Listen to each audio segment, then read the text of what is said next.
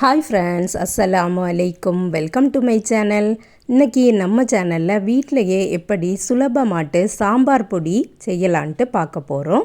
அதுக்கு முன்னாடி நம்ம சேனலை சப்ஸ்கிரைப் பண்ணாதவங்க சப்ஸ்கிரைப் பண்ணிடுங்க. பக்கத்தில் இருக்கக்கூடிய பெல் ஐக்கானையும் கிளிக் பண்ணிடுங்க. கடையில் இருந்து சாம்பார் பொடி வாங்கி சாம்பார் வைக்கிறதை விடவும் நம்ம வீட்டிலையே செய்து வைக்கிறது ரொம்பவே திருப்தியாட்டு இருக்கும். 2 மாதத்துக்கு ஒருக்க இந்த மாதிரி பொடிச்சு வச்சிட்டோம்னா பிரச்சனையே இல்லை. இப்போது நம்ம வீடியோக்குள்ளே போகலாம். ஃபஸ்ட்டு ஒரு கடாய் எடுத்து அடுப்பில் வச்சுருக்கேன். அது நல்ல ஹீட் ஆனதும் அதில் 1 கப்பு மல்லி எடுத்திருக்கேன். இதை நல்ல வறுத்து எடுத்துக்கிடலாம். மல்லியை வாஷ் பண்ணணும் அப்படின்ட்டு தேவையில்லை. அதில் ஏதாவது கல் ஏதாவது கிடந்தால் அதை பார்த்துக்கிட்டா போதும். மீடியம் ஃப்ளேமில் வச்சே வறுத்துக்கலாம்.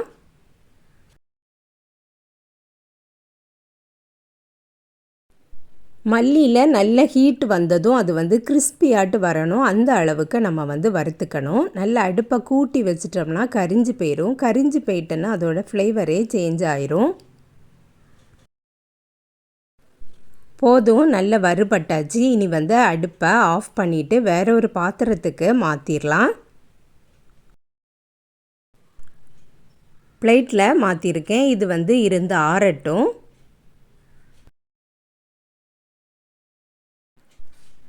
1 கப்பு மல்லி எடுத்தோம். அதே அளவுக்கு நான் 1 கப்பு பருப்பு எடுத்திருக்கேன். இந்த பருப்பை நல்லா வாஷ் பண்ணி எடுத்திருக்கேன். இது ரேஷனில் வாங்கின பருப்பு தான். வாஷ் பண்ணிவிட்டு ஒரு துணியில் போட்டு பரத்தி விட்டுருந்தேன். அதனால தான் பருப்பு ட்ரை ஆகிருக்கு. பருப்பும் நல்ல கிறிஸ்பியாக வர்றது வர வறுத்து எடுத்துக்கிடலாம்.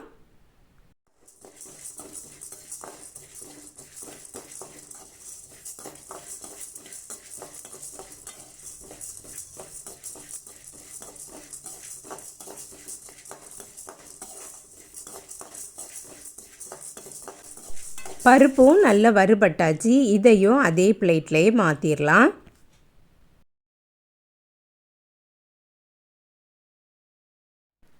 ஒரு கப்பு மல்லியும் 1 கப்பு பருப்பும் எடுத்திருந்தேன். இப்போது நான் 1/2 கப்பு உளுந்தம் பருப்பு எடுத்திருக்கேன்.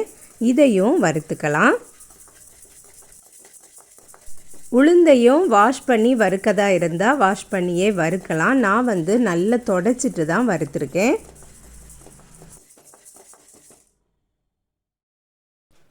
உளுந்தும் நல்ல வறுபட்டாச்சு. இதையும் எடுத்து மாற்றி வச்சிடலாம். உளுந்து வறுக்கும்போது நல்ல ஒரு வாசனையாட்டு இருக்கும்.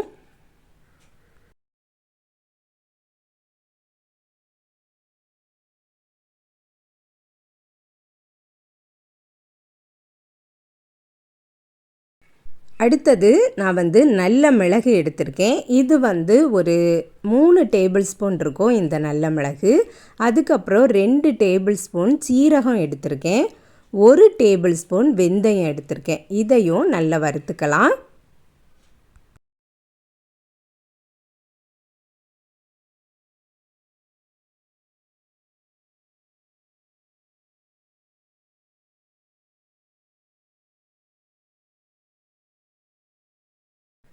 சீரகமும் வெந்தயமும் வறுத்து வரும்போது நல்ல ஒரு வாசனையாட்டு இருக்கும். இந்த ஸ்டேஜில் நம்ம ஆஃப் பண்ணிவிட்டு எடுத்து மாற்றி வச்சிடலாம். எல்லாம் இருந்து நல்லா ஆறட்டும். அதுக்கப்புறம் ஒரு 1/4 கப்பு போல் நான் அரிசி எடுத்திருக்கேன். இதையும் வறுத்து எடுத்துக்கிடலாம். வாஷ் பண்ணிட்டு வேணுனாலும் அரிசியை சேர்த்துக்கிடலாம்.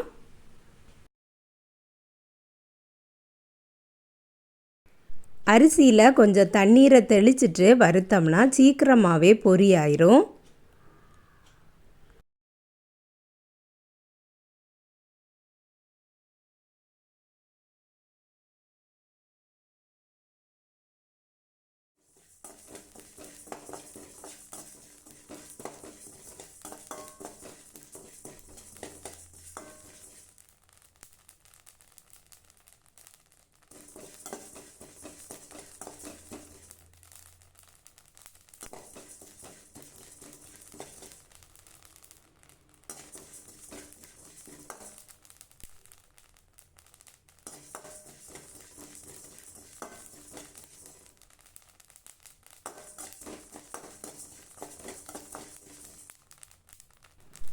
அரிசியும் நல்லா பொரிஞ்சு வந்தாச்சு. இதையும் எடுத்து மாற்றி வச்சிடலாம்.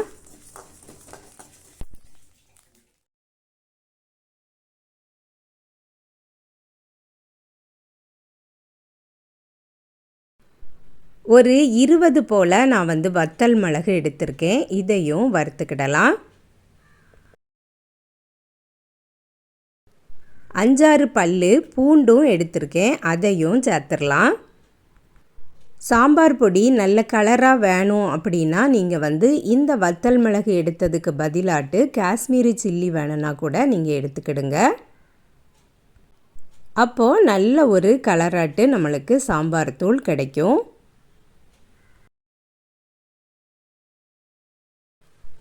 நான் இந்த சாம்பார் தூளில் காயம்லாம் சேர்க்கலை. ஏன்னா பருப்பு வேக வைக்கும்போதே நான் கட்டி பெருங்காயம் போடுவேன். அதனால் இந்த பொடியில் காயம் எதுவுமே சேர்க்கலை. கலருக்காக நான் 1 டீஸ்பூன் மஞ்சள் தூளும் சேர்த்துருக்கேன்.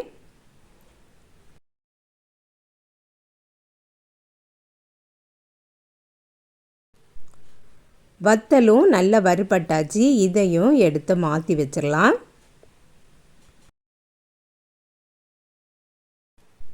இதெல்லாம் நல்லா ஆறுனதுக்கு அப்புறமா காஞ்ச மிக்சர் ஜாரில் போட்டு நல்லா பொடிச்சு எடுத்துக்கிடணும்.